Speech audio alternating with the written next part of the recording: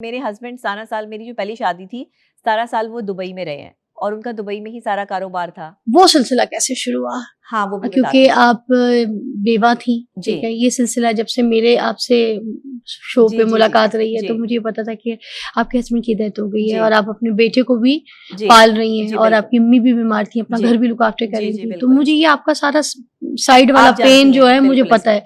तो मैं चाहती हूँ लोगों तक भी ये बात पहुंचे कि पहली शादी कैसे हुई थी। मुझे पता है कि आप 15 साल या 10 साल छोटी थी, 12 साल छोटी थी। जी 15-18 साल का फर्क था। ये आपने मुझे बताया, तो अब खुल के जरा बताइएगा कितना डिफरेंस था, शादी कैसे हुई, रिश्ता कैसे आया?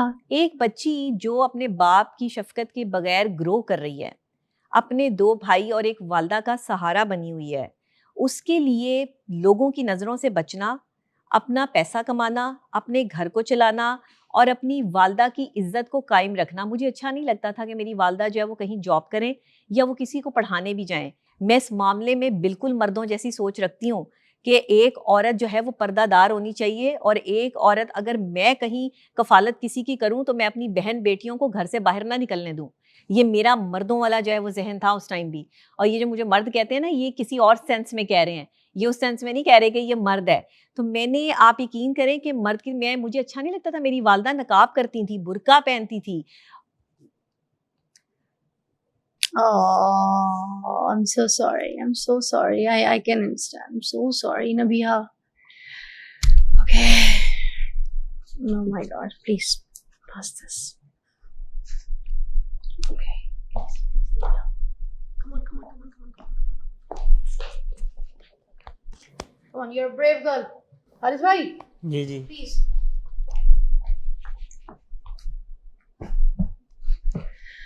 Oh my God. First marriage की तरफ आते हैं। कैसे मिले भाईजान, उनका नाम क्या था? सो सॉरी हारिस भाई, आपके सामने ये सारी बातें खुल के इसलिए कर रही हूँ क्योंकि आपका हिस्सा है वो, she is your other half, you should know everything also. May be बहुत सी ऐसी चीजें उन्होंने आपके सामने कभी नहीं रखी हूँ, नहीं बताई हूँ। सारी बातें बहुत, मैंने कुछ नहीं छुपाया, मैंने सब चीजें इनको बताई हैं।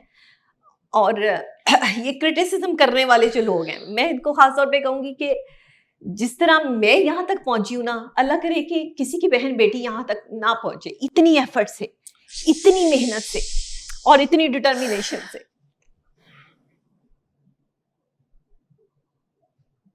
पानी पियो ना भैया, पानी पियो, एक सिप पानी ले लो।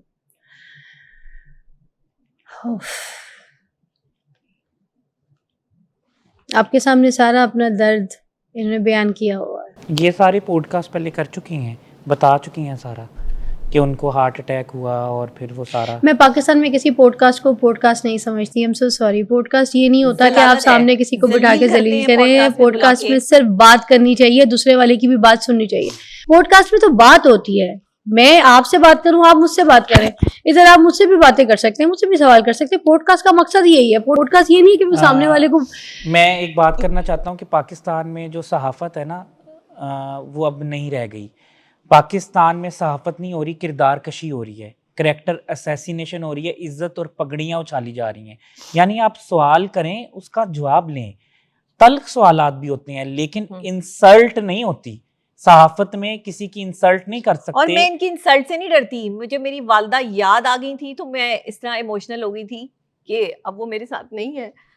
अल्लाह उनके दर्जात बुलंद करे, आमीन सुम्मा आमीन। और एक बात हो रही थी कि डॉक्टर साहिबा जो है वो 12 साल लग गए इनको तो मैं यहाँ तक पहुँचते ना गाड़ी इनकी जो है मलकियत है, ना मैं तो उनके पास अच्छा फोन भी नहीं देखा था, मेरे पास शुभ भी आती थी। हाँ, मैंने उनको ये कहा कि यार 12 साल के बाद अल्लाह ने इज्जत दी, शोहरत दी। ये 12 साल इसलिए लग गए क्योंकि उसने इज्जत पे कभी कॉम्प्रोमाइज नहीं किया। नबिया, आपके सफर पे आऊंगी। सो सॉरी भाईजान, ताकि कंटिन्यू हो जाए। आपके जो हस्बैंड थे जिनकी डेथ हो गई, उनका नाम क्या था? वो आपको कैसे मिले थे? रिश्ता कैसे आया था? पसंद की शादी? मैं मीडिया में थी और मैं उस टाइम FM 100 पे प्रोग्राम करती थी, गुड मॉर्निंग पाकिस्तान। अच्छा, RJ थी। अच्छा। और साथ साथ मैं अपने जो है वो प्रोग्राम्स दूसरे भी कर रही थी, PTV पे भी कर रही थी। मतलब मैंने अपना काम नहीं छोड़ा, मैं लगातार लगी रही हूँ। मैं अपनी वालदा को घर बिठाना चाहती थी कि वो घर में बैठे और मैं कमा के लाऊं, क्योंकि मैं बेटों की तरह से जो है वो चल रही थी। तो मैंने अपनी वालदा को घर बिठाया। मैंने उन्हें कहा कि अम्मी आपने घर से बाहर नहीं निकलना, मैं करूँगी जो करना है, और मैंने ही किया। उसके बाद मैं वहाँ पर कर रही थी तो मुझे बड़ा शौक था कि मैं एक्टिंग की भी मुझे ऑफर्स होती थी, जाहिर है थोड़ी सी प्यारी है, खूबसूरत भी थी। थोड़ी प्यारी है, क्या हो गया? तो थोड़ी सी खूबसूरत लोग भी मुझसे थी, तो पूछते उन्होंने हैं कहा देखने कि में भी एक्टिंग, ऐसी है, मैं कहती हूँ हाँ अच्छी है, बहुत प्यारी हाँ, है। तो एक्टिंग की ऑफर हुई तो उन्होंने कहा कि ये बच्ची बड़ी जो है वो काबिल है, बड़ी ज़हीन है, बड़ा अच्छा बोलती है, तो एक्टर भी अच्छी होगी, एक्ट्रेस भी बन सकती है। मैंने 1-2 बच्चों के प्लेज़ में काम किया। उसके बाद ना एक शौक सा पड़ गया कि एक्टिंग भी करनी चाहिए। फिर जो है वो मैंने, अब वो एफएम 100 के हमारे स्टेशन मैनेजर थे, मैंने उनसे कहा कि मुझे ये बताएँ कि मैं एक्टिंग कर सकती हूँ, तो आपका कोई जानने वाला है जो कोई फ़िल्म बना रहा हो, कोई ड्रामा बना रहा हो, तो मैंने उनसे मिलना है। उन्होंने कहा मेरे एक जानने वाले हैं, तो मैं आपको उनके पास भेज देता हूँ, लेकिन वो मूवीज़ बनाते हैं नबीहा, आप तो अभी बच्ची हैं, आप तो अभी हीरोइन नहीं आ सकती। मैं कहती थी कि नहीं, मैंने लीड करना है, हुँ, सेकंड लीड नहीं करनी। हुँ, वो कहते थे अभी तो बच्ची हो, छोटी सी भी पढ़ाई कर रही हो, कैसे जो है वो लीड करोगी? मैंने कहा हुँ, कोई नहीं, जो है वो हिम्मत मर्दा मदद खुदा, ये मेरा एक जुमला जो है वो बचपन से मेरे साथ चल रहा है। हुँ, हिम्मत मर्दा मदद खुदा, क्या बात! इसने मुझे ताकत दी है। उसके बाद उन्होंने कहा मेरे एक दोस्त हैं, चले मैं आपको उनके पास भेज देता हूँ। मुझे गौस के पास भेज दिया उन्होंने, गौस कादरी उनका नाम था। वो फ़िल्म्स वगैरह प्रोड्यूसर थे, बनाते थे, ड्रामास बनाते थे और पाकिस्तान की नामवर शख्सियात उनके साथ अटैच होती थी। एक जो है वो पूरी अपना प्रॉपर उनका सेटअप था। जब मैं कौन-कौन पहली सी दफ़ा फ़िल्म्स बनाई उन्होंने पाकिस्तान इंडस्ट्री के लिए? पाकिस्तान में जो है वो एक तो शोर शराबा भी बनाई इन्होंने, जो अभी हमने जो है वो रिलीज़ जब करनी थी तो वो कोरोना आ गया, उसका मसले जो हुए। फिर वो इंडियन फ़िल्म की यहाँ पे डिस्ट्रीब्यूशन थी उनके पास, और अगर किसी भी इंडियन आर्टिस्ट ने पाकिस्तान आना होता था उस वक़्त में, तो वो यहाँ पर उन्हें बुलाते थे, या दुबई में उनका जो है लॉलीवुड के नाम से कंपनी थी अपनी। जितने भी इंडियन एक्ट्रेसेस, पाकिस्तान के एक्ट्रेसेस उन्हें बहुत अच्छे तरीके से जानते थे, फ़ेमस पर्सनैलिटी थे वो भी। तो मैं जब उनके पास गई तो उन्होंने कहा कि जी आपको वो मुझे आप मतलब उनकी दोस्त की कॉल आई है, तो आप क्या करना चाह रही हैं? आप एक्ट्रेस बनना चाह रही हैं? मैंने कहा जी, जी। आप कौन सी क्लास में पढ़ती हैं? मैंने कहा मैं भी स्टूडेंट हूँ, पंजाब यूनिवर्सिटी में मैंने एडमिशन लिया है, तो मैं अभी जो है वो यहाँ से एमएस करना चाहती हूँ और साइकोलॉजी में आगे पढ़ना चाहती हूँ। कहने लगे अच्छा ये तो बड़ी अच्छी बात है, तो जाके अपनी स्टडीज़ कंप्लीट करें, आप यहाँ पर क्या कर रही हैं? मैंने कहा नहीं जी, मुझे एक्टिंग करनी है, आप प्लीज़ मुझे एक्टिंग में चांस दें। वो काफ़ी देर तक मुझे ऑब्जर्व करते रहे, हुँ, देखते रहे। मैंने कहा आपकी उम्र कितनी होगी? मेरी उम्र उस टाइम होगी कोई 17 साल से ऊपर होगी शायद, तो 18 साल होगी, मुझे एग्ज़ैक्ट याद नहीं।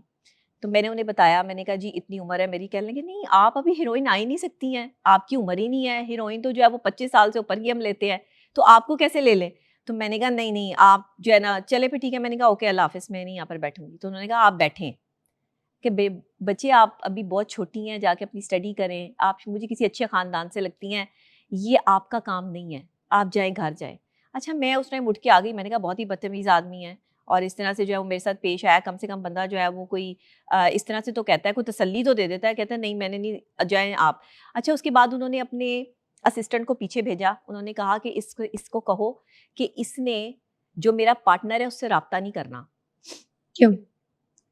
वो पता नहीं उनका क्या मौल होता होगा या क्या मामला होता होगा, इन्होंने डायरेक्ट मुझसे ही राब्ता करना है। हुँ, इनसे कहिएगा मुझसे ही राब्ता करें। उन्होंने अपना नंबर भिजवाया एक पर्ची पर लिखकर, अपना बल्कि कार्ड भिजवाया, सॉरी। वो कार्ड जो है वो मैंने उनका जो है वो रख लिया। उसके बाद मैंने उनको फ़ोन किया। मैंने कहा आप देख लें, सोच लें कि आपने मुझे चांस देना है या नहीं, वरना मैंने चांस तो ले ही लेना है। और मैं ज़िद पे अड़ जाऊँ तो मैं बहुत ज़िद्दी। मैं अपनी ज़िद पे अड़ जाऊँ तो मुझे फिर जो चाहिए होता है, मैं कहती हूँ कि ये मुझे आना, मेरे पास होना चाहिए।